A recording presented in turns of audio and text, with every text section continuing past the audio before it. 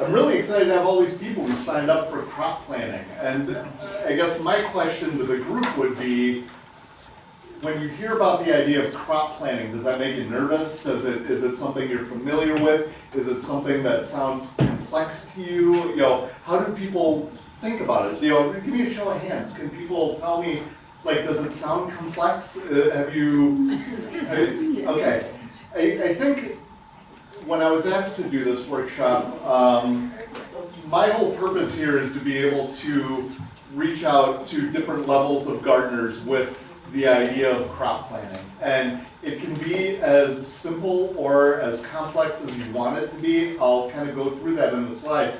But I just kind of want to assure everyone here that all crop planning is, whether you're a farmer who's doing acres or a backyard gardener, you know, with pots. You know, it's all it is a system of organizing so you kind of know what's going in the ground when and what's going in after it, with the end goal being that your soil's in better shape every time something leaves it. So that's really all you're trying to do. You don't want to have crops going in and out every year, and every year your soil's getting worse and worse. You know, the whole idea is to be building it up so that the next crop you put in is, you know, the soil's ready for it. Does that make sense? Cool. The other thing is they are videotaping this, the Deep Roots group. I would like to see a show of hands to see if anybody is uncomfortable with that, or if anyone asks a question, you know, would you not want to have your voice and or the back of your head on camera? And that's a serious question. You know, because you have that right to not be filmed, and I just want to make sure everyone is aware of that. So if you decide to ask a question and you decide that you would not like to be on camera, just touch base with us walking out the door, and we'll make sure that he'll that out. Well, I'm in the witness protection program. Is it a problem for you? Okay, so here's what we'll do. Well, let's see. Okay, so we'll kind of go through a couple of very basic things. Who I am, what my background is, what we're talking about, obviously crop planning. You know, what you'll learn, and then I would like to have this be like very free-flowing. If anybody has any questions with what I'm talking about, while we're talking about it, just raise your hand and let's like kind of stop the train and talk it through. You know, gardening for a lot of people can, you know, you feel like you're not getting the right answer at the right time. So if you have a question, let's talk about it. So who I am, I was born in River Forest. I grew up there. My dad grew up in Oak Park. My mom grew up on the west side. I went to Fenwick.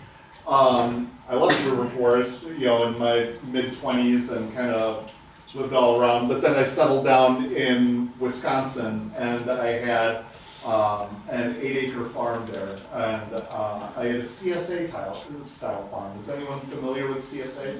Okay. I live in Galewood now.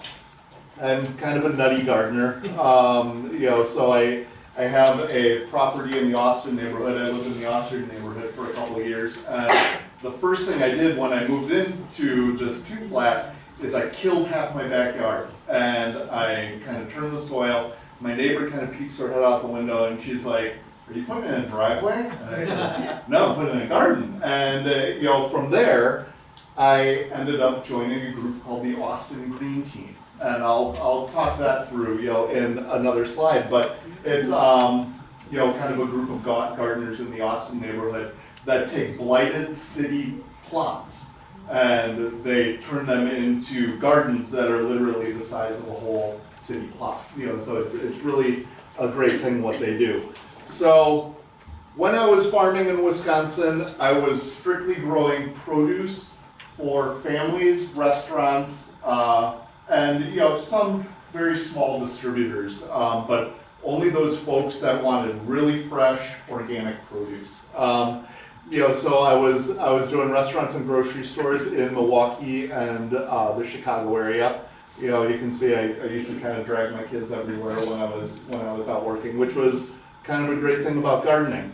Well, you changed your facial hair a lot in these pictures. Yeah, you know, it's when you can't change the hair on your head, you do like stupid stuff with your face. So. What's the name of your CSA? It was Gibbs Family Garden, and my two distribution points were at Good Earth Greenhouse in River Forest and Good Earth Greenhouse in Elmhurst. So what is the CSF? So it's called Community Supported Agriculture, and that's when you basically sign up for a subscription to where you sign up with the farmer, you pay him in the beginning of the year, and then every week he'll bring you somewhere between 10 and 20 pounds of produce. So this was actually my backyard in the Austin neighborhood. I had a pretty solid garden there. But the Austin Green Team, they're a group of really highly technical gardeners, and they kind of want to just raise the community's awareness about ugly properties don't have to stay ugly properties. You could, you can go through some steps and have a pretty nice garden there. Let's see.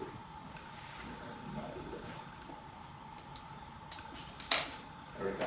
So I do have a small business called the Backyard Farmer, where I, work with I've worked with schools and I've worked, with families to help them with food gardens on their own property, whether that's building them raised beds, to whatever style they want, or just using what the ground that they have on their property. I'm pretty comfortable doing both, and I've had schools reach out to me and ask me to put in. This was a school on the south side that wanted to have big raised beds on their property, so each one of their classes could kind of have their own garden plot.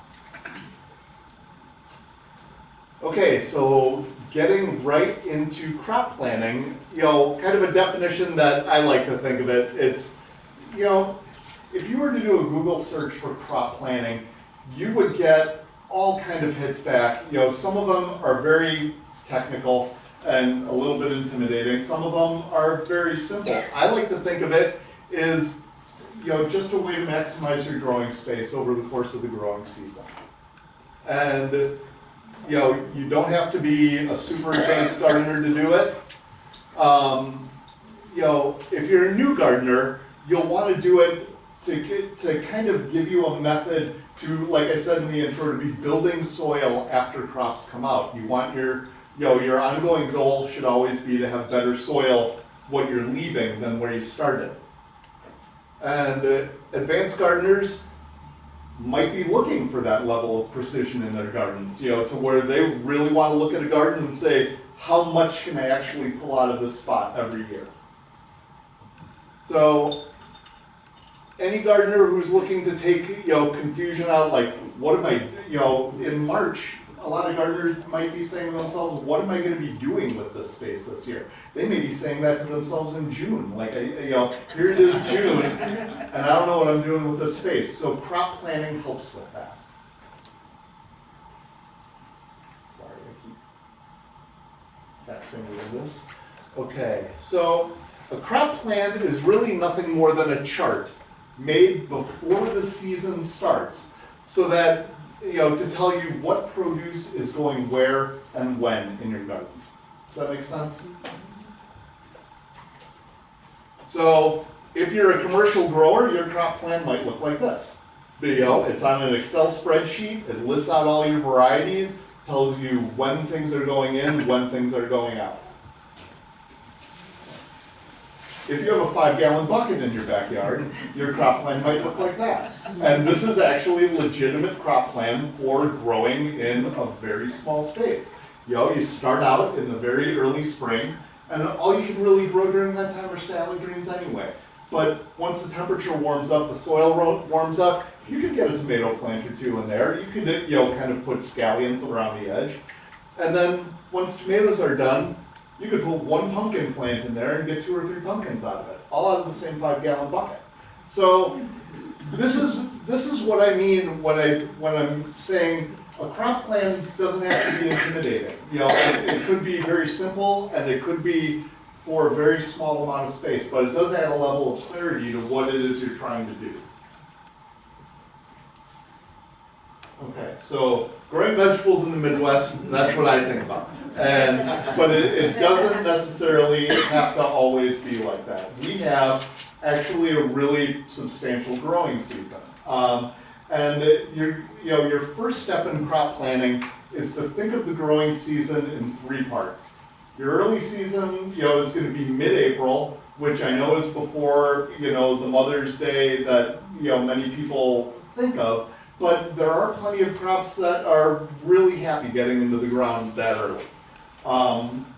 Your mid-season is going to be mid-June through early August, and your late season will stretch all the way through October. I know farmers who will stretch that late season all the way to Thanksgiving.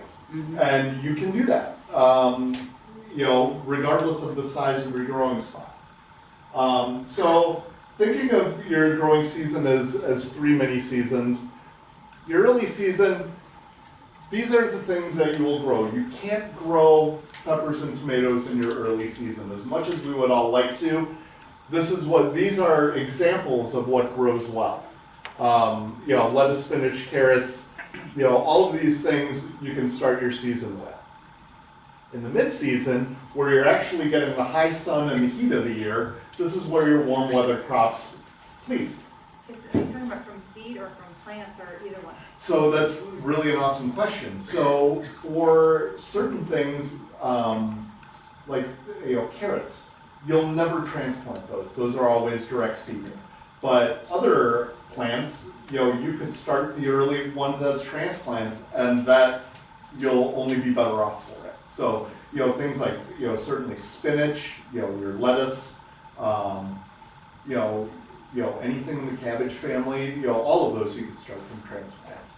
And kind of as a blanket statement, anything that you can start as a transplant is better.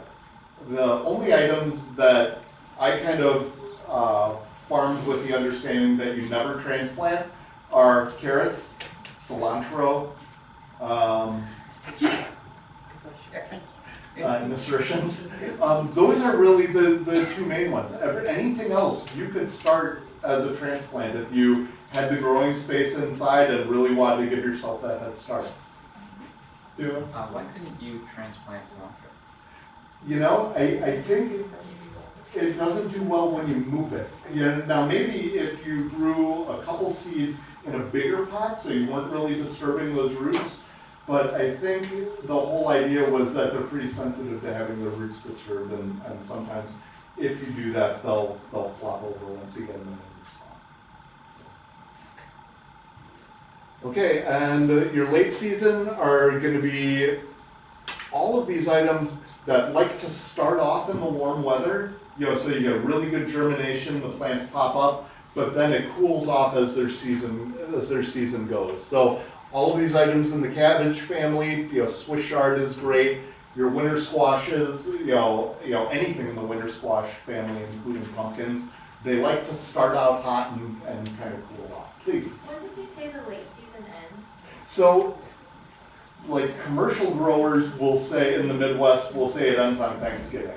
Yeah. But I like to say that, especially here where we have really nice autumns, you can expect to go through October. As long as what you cannot expect is you can't expect to start a plant in April or May and it's going to live through. So you really do got to break apart your season and have a fresh plant, in August, September to get you through. Okay.